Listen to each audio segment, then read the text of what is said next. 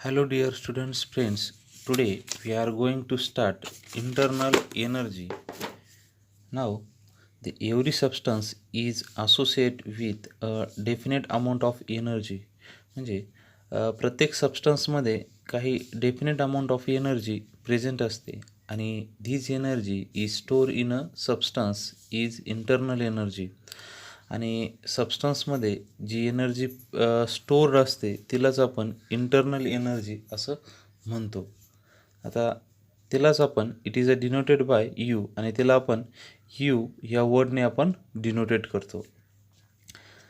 The internal energy of a system is made of kinetic and potential energy of individual particle of the system.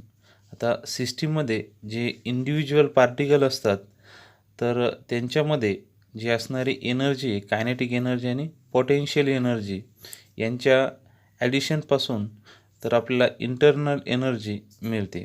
आता for example आपल्याला माहिती आहे की delta U is equal to U2 minus U1. आता इथे हा U2 जो आहे आणि U1 जो आहे, आता त्यामध्ये U1 हा इनिशियल स्टेट आणि U2 final state of internal energy. आणि internal energy is a state functions and extensive property. आता आपण पाठीमागे बघितलेलं आहे की स्टेट फंक्शन्स म्हणजे it is depend on initial and final states not the path function. त्याचबरोबर ती extensive property it is depend of amount of matter present वरती हा डिपेंड असतो. त्यानंतर transfer of energy from the system would be change its internal energy. आणि त्यामध्ये जो heat आहे, heat is a form of energy. म्हणजे हीट ही एनर्जीचं एक फॉर्म आहेत. आणि त्याचबरोबर ती ज्यावेळेस सिस्टीममधून किंवा सराउंडिंगमध्ये ज्यावेळेस एनर्जी ट्रान्सफर होते किंवा सराउंडिंगमधून सिस्टीममध्ये एनर्जी ट्रान्सफर होते किंवा हीट ट्रान्सफर होते त्यावेळेस इंटरनल एनर्जी ही चेंज होते. To know delta U the energy supplied to or remove from the system need to be monitored. आता सिस्टीममधून सराउंडिंगमध्ये ज्यावेळेस एनर्जी ट्रान्सफर होते किंवा सराउंडिंगमधून सिस्टीमला ज्यावेळेस एनर्जी ट्रान्सफर होते तर त्यावेळेस मॉनिटराइज्ड आपण करतो. म्हणजे त्यावेळेस त्याचे साईन ही चेंज होतात. ते आता पुढे आपण बघणारच आहोत. The energy transfer to the system by heating it or performing work on it is added to the system. आता सिस्टीममध्ये जर एनर्जी सिस्टीमला सप्लाईड होत असेल मग ते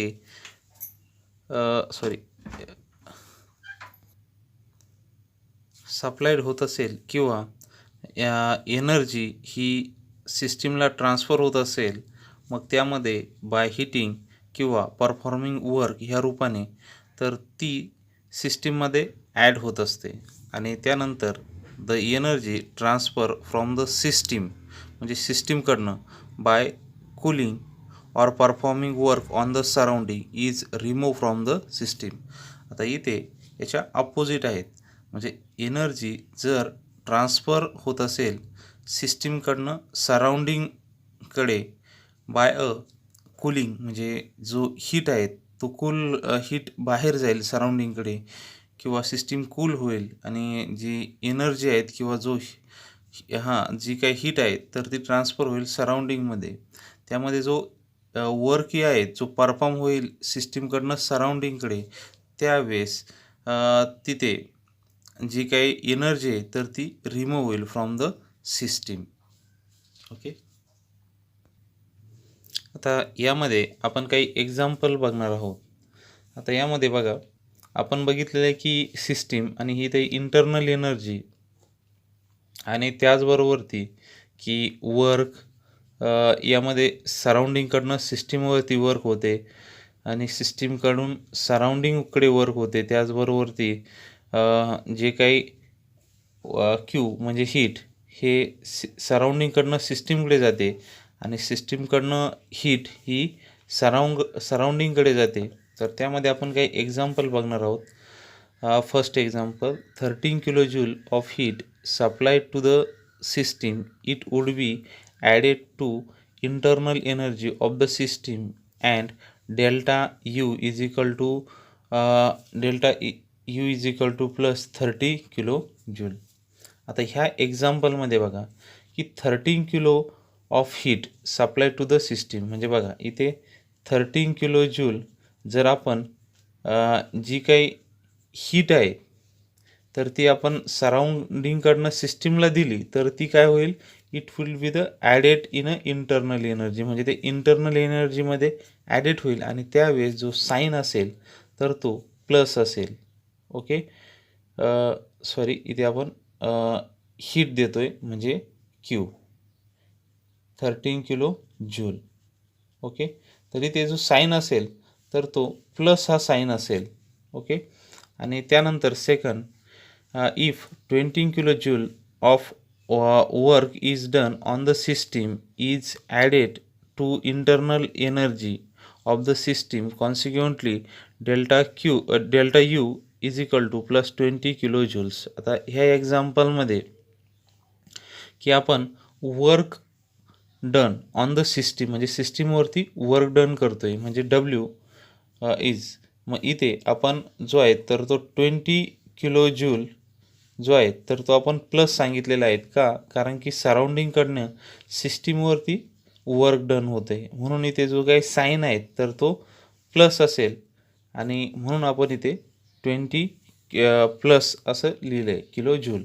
त्यानंतर third example, suppose a system release 10 kilo joule of heat and perform 15 kilo joule of work on the surrounding.